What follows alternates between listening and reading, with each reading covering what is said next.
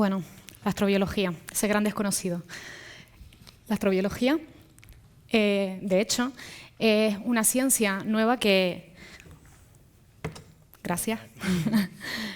Que era una completa desconocida hasta que alrededor de 1999 en España comenzaron unos científicos, un grupo de científicos a hablar de ella y de la necesidad de crear un centro que en España reuniese a esos científicos, a esos investigadores que cada uno desde su campo de investigación trabajase en pro de ese objetivo común, que es el de dar respuesta a la cuestión de si la vida es un fenómeno común en el universo. La astrobiología, por tanto, busca entender si la vida se puede dar más allá del planeta Tierra. La astrobiología es una ciencia transdisciplinar que, desde diversos campos, como he dicho, trata de entender este fenómeno. En concreto, desde el plano observacional, los astrofísicos, como es el caso de Juan Ángel, estudian la vida. Eso es. A nivel químico, por ejemplo, queremos saber si la vida como fenómeno entendido desde la base química puede darse a un nivel al menos iniciático, más allá de la Tierra, en cualquier lugar. Por eso tenemos la astroquímica, que nos mezcla disciplinas y que nos habla de cómo esa química puede evolucionar en cualquier lugar del universo, no solamente en la Tierra. Y, por ejemplo, pues otros mundos, que sería el lugar donde situaríamos el fenómeno, es decir, el fenómeno de la vida interpretado como química. No necesariamente podemos pensar que puede darse en un planeta, pero sí que consideramos que es el lugar ideal para que todos los posibles factores que intervienen confluyan de una forma adecuada. Entonces, por eso es por lo que los astrofísicos en particular, por ejemplo, pueden tratar esos temas en el lado de la química en el espacio y en el lado de si hay otros mundos en el universo. Pero antes de trasladarnos a otras partes en el universo, nos remitimos a la Tierra.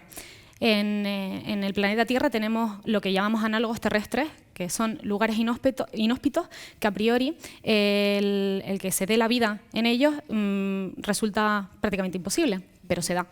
Es el caso, no nos vamos a ir muy lejos, de Río Tinto. En la segunda banda de imágenes podemos observar dos campañas que se han realizado en este entorno, que está en Huelva, en España, y allí se ha encontrado vida. Es el caso pero obviamente vida microbiológica, sí.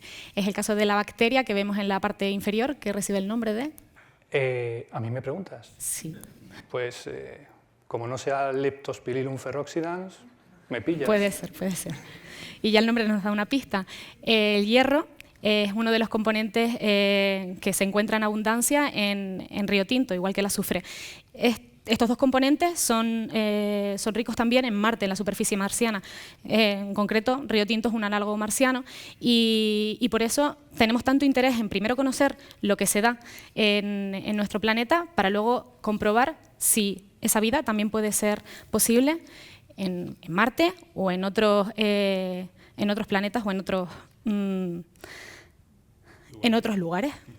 Como ya veremos, no voy a hacer spoilers, pero como es el caso de otros satélites. En concreto, para llevar a cabo esa investigación in situ, primero tenemos que comprobar a través del desarrollo instrumental si funcionan esos aparatos que desarrollamos. En concreto, en la parte superior izquierda vemos a la cámara de simulación de Marte. Allí se testó, o sea, está creada específicamente para testar el REMS. REMS es un instrumento que se ha desarrollado en España y que ahora mismo está ya me permito adelantarme un poco, luego retroceder. Y lo van a adivinar, seguro. Sí. Está en Curiosity, en el mástil de Curiosity, que ahora mismo está en el cráter Gale de Marte. El instrumento fue puesto, como vemos en la parte izquierda inferior, colocado por los ingenieros, ¿no? Y bueno, no solo nos remitimos a REMS, también hay otro tipo de cámaras con las que comprobamos que se pueden reproducir fenómenos que vemos, pero no en directo. Entonces, los comprobamos a través, por ejemplo, de la cámara de simulación. Y también hay un cañón, ¿no? Sí. ¿Y ese cañón? ¿Para qué sirve? ¿Para qué sirve? Bueno. ¿Para qué servirá? Pues simulamos impactos de meteoritos que también pueden ser interesantes, por ejemplo, para hablar de posibles orígenes de la vida aquí en la Tierra. Hay diversas hipótesis sobre el origen de la vida y una de ellas es la panspermia, ¿no? Y trabajamos sobre ello pues, simulando esos impactos de meteoritos para estudiar un poco esos fenómenos que sabemos que existen, pero que no observamos directamente. Otro tipo de experimentos, de simulaciones que podemos llevar a cabo son las que vamos ahora a realizar aquí. Todas ellas van a estar relacionadas con el agua y en concreto el primero, que está muy de moda ahora, si hay agua en Marte. ¿Qué pregunta? Ahora te dejo a ti. Muy bien. Bueno, pues ante la pregunta de si hay agua en Marte, uno pues, puede plantear diferentes hipótesis, pero ahí os mostramos en la imagen que veis. Es una imagen tomada con naves espaciales que han sobrevolado la superficie marciana y que han tomado diferentes datos, entre ellos, utilizando radar, la distancia a la que está la nave, con lo cual nos da una cierta medida de la altimetría del lugar. Entonces, viendo el falso color, la escala que tenéis debajo, veis que lo más profundo es azul oscuro, muy profundo, y lo más elevado puede ser rojo y hacia el blanco. Entonces, si os dais cuenta, el hemisferio norte marciano tiene es deprimido frente a lo que sería el hemisferio sur, que está más elevado.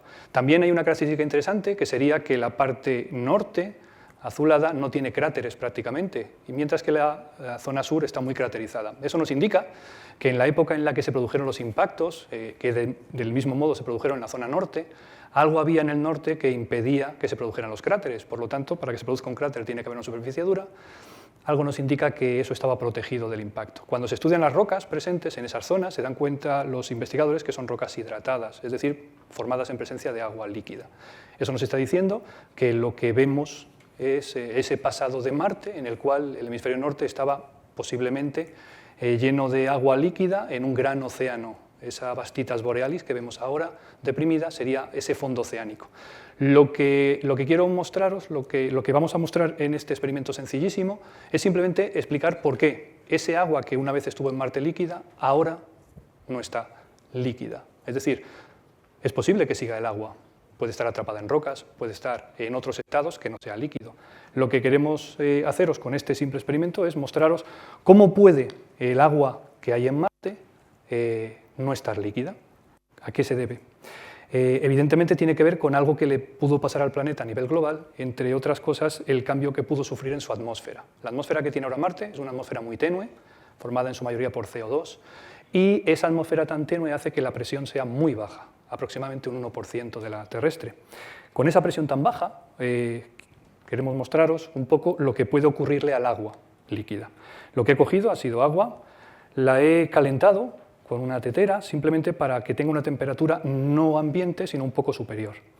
Lo que voy a hacer ahora va a ser poner un poquito de agua en esta jeringa, que veis que está graduada, con lo cual yo puedo incluso medir la variación de volumen que yo hago cuando muevo el émbolo, y lo que voy a hacer va a ser aumentar el tamaño del volumen, eliminando la variable de la presión atmosférica, quiero decir. Es decir, yo puedo hacer esto, sin más, y yo lo que quiero hacer es coger un poco de agua, y voy a variar la presión, ¿de acuerdo? Simplemente,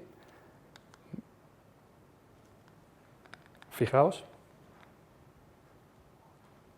lo que le pasa al agua. ¿Veis cómo está cambiando de fase? ¿Veis cómo está burbujeando? El agua se está evaporando en la jeringuilla y la temperatura no está superando los 100 grados, que sería la temperatura de ebullición del agua a presión atmosférica. Si vuelvo a juntar el émbolo, os dais cuenta de que el agua vuelve a estar líquida. Repito otra vez el proceso, facilito la temperatura del agua, la acerco. Evidentemente me vais a decir, bueno, Juan, estás haciendo un poco de trampa porque el agua está muy cerca de la ebullición. Es verdad, lo reconozco, está cerca, pero claro, tiene una explicación. Mirad, podéis ver la variación de volumen. Aumento al doble, al triple, al cuádruple. Puede ser una cosa que puedo cuantificar. Se está evaporando el agua, aunque parezca mentira, se está evaporando el agua. Marte sería como coger este émbolo y llevarlo 9 metros hacia allá. Es decir, sacaría el émbolo del escenario. En esas circunstancias, el agua puede estar a más baja temperatura y conseguiría que estuviese en otro estado que no es el líquido. Eso es lo que creemos que le pasa a Marte. A Marte lo que le está pasando es que las condiciones, en este caso, son muy distintas a las que tuvo en el pasado. En ese pasado, creemos que las condiciones de Marte fueron muy parecidas a las condiciones que tiene ahora, que tiene la Tierra también en esa época y que tiene ahora con ese agua líquida. Entonces, para los astrobiólogos, el hecho de que Marte en el pasado pudiera tener agua en estado líquido es un elemento interesante de estudio porque nos permite establecer parámetros bajo los cuales la química puede evolucionar hacia los sistemas complejos que son los organismos vivos. Bueno, y pasamos al siguiente experimento. Simular lugares más allá del cinturón de asteroides donde tenemos agua, creemos, en estado líquido. ¿Habéis visto el título de la diapositiva, que era criomagmatismo? Vale, criomagmatismo no es magmatismo para niños, sino magmatismo en frío. Ese magmatismo en frío tiene que ver con lo que estáis viendo ahí. Veis imágenes de dos lunas heladas. Una es luna de Júpiter, que es Europa, la que está arriba a la izquierda, y la otra es Encélado, que es una luna de Saturno. Europa es como nuestra luna de tamaño, y Encélado es como aproximadamente pues, el tamaño de un continente, bueno, un poco más pequeño, como Francia, vamos a decir. Le encantarán a los franceses decir que son un continente, pero bueno, como Francia. Entonces, os dais cuenta de que son superficies lisas, son superficies heladas, de hielo de agua. Las temperaturas están en torno a los 180 grados bajo cero, grado arriba, grado abajo. Y lo que se ven son líneas oscuras. En el caso de Europa, rojizas, en el caso de Encélado, azuladas. Tiene que ver un poco con la cámara también, ¿no? Lo que está claro es que las fracturas que se ven son fracturas, porque cuando se ve más en detalle se ve que el hielo está fracturado, están más calientes que el hielo circundante. Es decir, que si el hielo está a 180 bajo cero, las fracturas pueden estar unos 30 grados por encima, es decir, que están más calientes. Eso denota que hay un cierto calor interno, ¿vale? Hay un cierto calor interno que está permitiendo algún tipo de dinámica interna en la Luna. Entonces, el modelo explicativo de lo que creemos que está pasando ahí, bueno, fijaos bien en las imágenes en las que se ve Encélado salirle gas. ¿Veis que se ven unas plumas de gas en el hemisferio sur? Por esas fracturas escapa gas. Y ese gas se mide y se descubre que es agua. Agua en vapor. Ese vapor de agua nos está hablando de qué pasa en el interior. En el interior de esa subsuperficie, por debajo de esa capa de hielo, lo que pensamos es que el agua, que está a mayor presión, podría estar en estado líquido. Tenemos un modelo que os vamos a mostrar ahora, es un esquema, que explica más o menos lo que puede estar ocurriendo ahí. Si os fijáis en el esquema, vais a ver en la parte inferior, que sería el núcleo de la Luna, se vería una zona caliente, ¿no? Caliente, que sería el núcleo de la Luna, y lo que veríamos salir como pluma sería ese agua que, estando debajo, podría estar a presión en estado líquido. Al romper la capa de hielo, lo que produce es una salida de agua, en este caso gaseoso, porque no hay atmósfera, no hay presión suficiente. Bueno, pues eso es una salida de algo caliente, encontrando lugar para salir, a través de algo que está más frío. Eso es magmatismo, como se hace a bajas temperaturas, criomagmatismo. Ese agua puede estar en torno a los 0 o por debajo, tiene sales disueltas que bajan el punto de congelación y por lo tanto podría estar líquida. Pero a pesar de eso, ese agua fría puede ser un lugar donde la química puede evolucionar. De forma que, al ser un buen disolvente, pues podríamos tener ahí procesos químicos interesantes. Lo que vamos a hacer ahora es mostrar... Muchas gracias. Vamos a intentar hacer un criovolcán. Para hacer el criovolcán tenemos ingredientes para hacer un criovolcán. Tenemos un océano. Me parece un océano a mí. Es un océano, bueno. Es un océano. Pero no es de agua. Trampantojo. No es de agua. Este es nuestro océano. Este océano va a hacer el proceso de intentar presionar a la capa de hielo. Entonces, este océano está con una sustancia que está muy fría, cambia de fase. Entonces, este cambio de fase es el que me va a permitir hacer la simulación. La sublimación del hielo seco, hielo seco, me va a permitir hacer el efecto del criovolcán. Aquí tengo agua líquida, que voy a verter encima del hielo seco. El hielo seco va a calentarse, sublimará más. El agua va a enfriarse, congelará. Congelará sobre el hielo seco, lo sellará y creará una corteza de hielo de agua. Esa corteza de hielo de agua tendrá diferentes espesores. Por donde el espesor sea menor, romperá. ¿De acuerdo? Bueno, hemos puesto este micrófono porque queremos que oigáis lo que está pasando aquí. Como vamos a intentar crear el fenómeno, con el sonido os voy contando lo que está pasando, ¿vale? Voy a verterlo poco a poco sobre el hielo seco.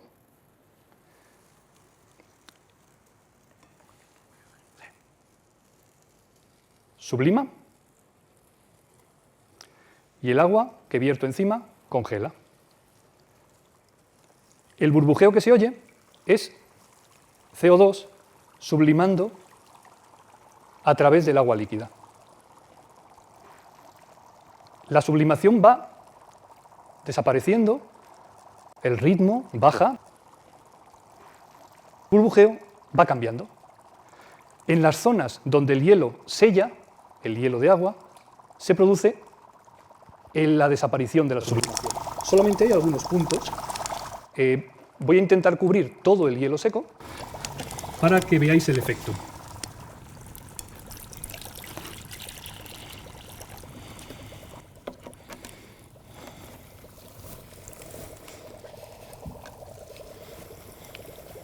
No estáis viendo nada, sino que simplemente se está produciendo un burbujeo del CO2 a través del agua.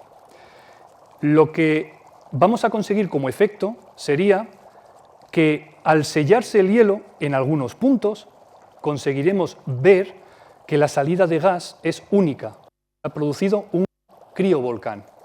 Eso lo vemos nosotros desde aquí porque las burbujas dejan de salir por todos lados y empiezan a salir por zonas puntuales.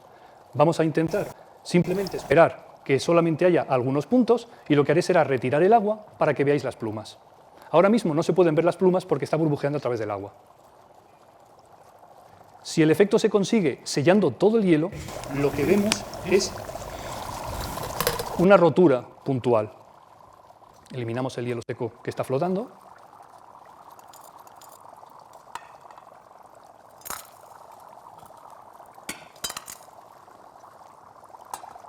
Si veis, el ritmo de burbujeo aumenta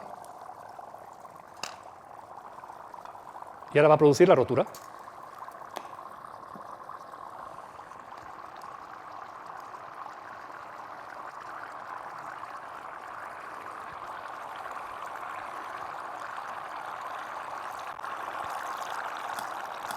Ya ha roto. Y ha roto ahí también. Elimino el agua. ¿Se han producido dos criovolcanes entonces? Eso es.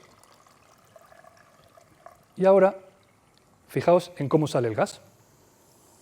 Las zonas de salida del gas, por ejemplo aquí, se ve una pluma, serían zonas donde el hielo seco ha conseguido, a través de la presión de sublimación, romper el hielo de agua, que es de color azul, y oís crujir.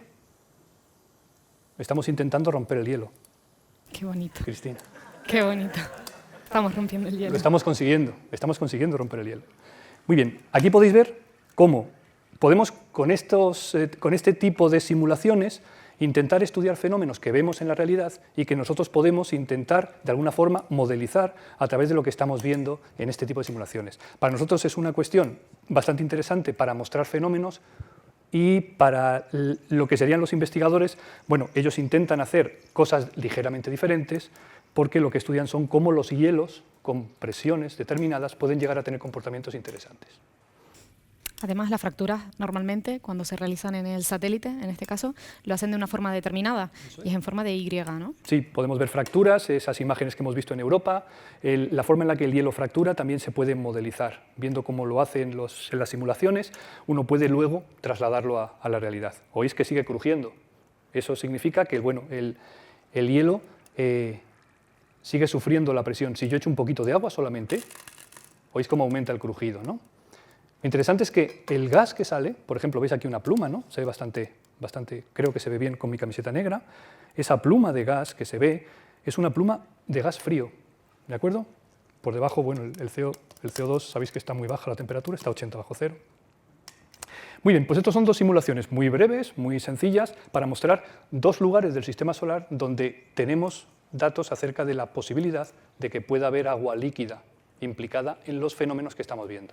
En el caso de Marte, agua líquida pasada, nos hablaría de esa vida posible que pudiera haberse desarrollado en Marte o las condiciones para que la pudiera aparecer, y en Europa y en Célado, esas lunas heladas, la posibilidad de que haya agua líquida. Bueno, estos son dos experimentos, vamos a desarrollar otros dos fuera en la hora del café. Vamos a tener un café con experimentos, intentando explicar otros dos. Bueno, en primer caso es un protocolo de extracción del ADN y el segundo, como habíamos dicho a lo largo de la ponencia, explicaremos una de las hipótesis del origen de la vida, el de la panspermia, concretamente. Esto lo podemos repetir también, ¿de acuerdo? Hemos traído para poder repetirlo. Muy bien. Muy bien, muchas gracias. Muchísimas gracias.